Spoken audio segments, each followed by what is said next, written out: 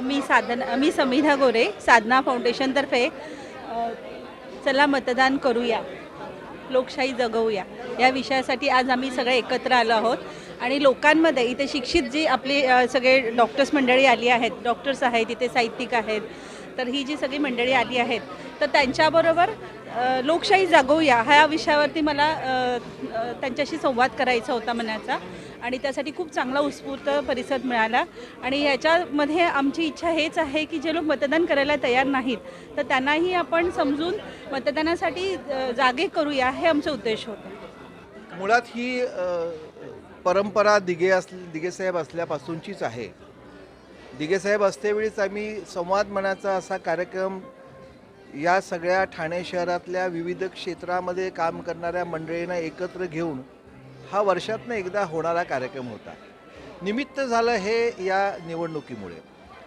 ज्या शिंदेसाहेबांनी दिघेसाहेबांची परंपरा सुरू केलेली होती की अनेक वेळा काय होतं की आमच्या अनेक क्षेत्रामधली ही जी मंडळी, मग डॉक्टर असतील, साहित्यिक असतील, कलावंत असतील, लेखक असतील, आर्किटेक्ट असतील, चार्टर अकाउंटंट असतील, वकील असतील, या सगळ्या मंडळींना आपापल्या कामामध्ये इतके व्यस्त असतात की केव्हा तरी ही माणसं एकत्र आली पाहिजे आणि राजकारणामध्ये आणि समाजामध्ये असणारी ही जी काही दुफळी आहे ती बाजूला करून एकत्र येऊन अनेक प्रश्न सुटू शकतात. यासाठी आपण हा कार्यक्रम इथे साधना फाउंडेशनच्या वतीने आयोजित केला. आज उत्तम त्याला प्रतिसाद आला. नरेश म्हस्के हे देखील याच संस्कारातनं मोठे झालेले आहेत आणि म्हणून ठाणेकर त्यांच्या मागे नक्कीच उभं राहील. आणि जे दिघेसाहेबांचं स्वप्न होतं, आदरणीय एकनाथ शिंदे साहेबांचं जे काही स्वप्न आहे हे नक्की साकारेल. आज जवळजवळ जी काय 700-800 मंडळी आलेली होती, ही सगळी त्या त्या क्षेत्रामधली दिग्गज मंडळी होती.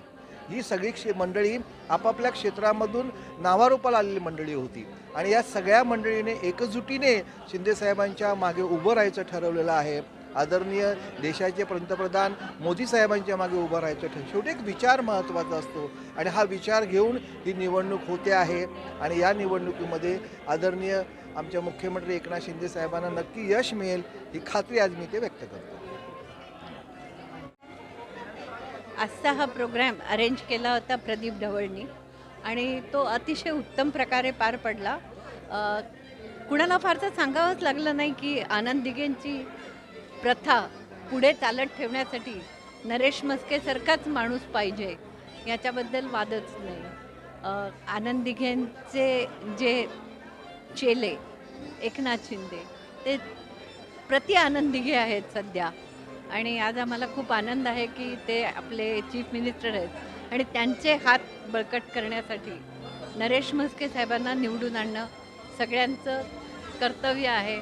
आणि कर्तव्य काय, सगळ्यांनी आनंदाने हे मान्य केलं आहे की म्हस्के साहेबच आले पाहिजे.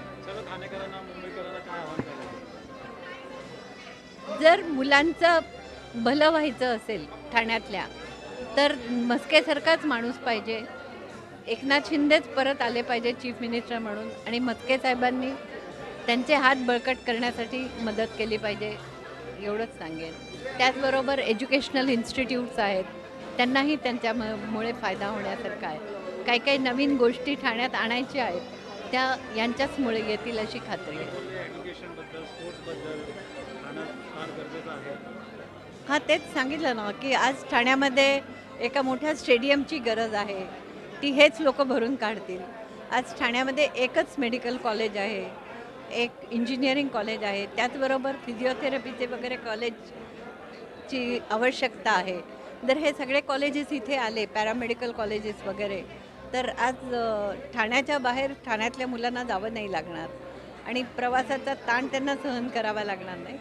आणि आजूबाजूच्या नुसतं ठाणंच नाही, कल्याण, अंबरनाथ, बदलापूर, आजूबाजूच्या सगळ्याच गावांना याचा खूप फायदा होईल. तेव्हा अशी माणसं आज राजकारणात पाहिजेत, जे राजकारणी नाही आहेत, समाजकारणी पण आहेत. अशा व्यक्तींची आज गरज आहे आणि ती गरज एकनाथ शिंदे साहेब पूर्ण करू शकतात. आणि ती पूर्ण करण्यासाठी त्यांना एक चांगली आर्मी पाहिजे आणि त्या आर्मीमधलेच एक कप्तान म्हणजे नरेश म्हस्के आहेत आणि त्यांना निवडून आणलं पाहिजे. यासाठी हा आजचा प्रोग्राम होता आणि मला खात्री आहे हा खूप सक्सेसफुल प्रोग्राम होता. कुणाला सांगायची गरज नाही, त्यांना निवडून आणा, प्रत्येकाच्या मनात तेच आहे. थँक्यू.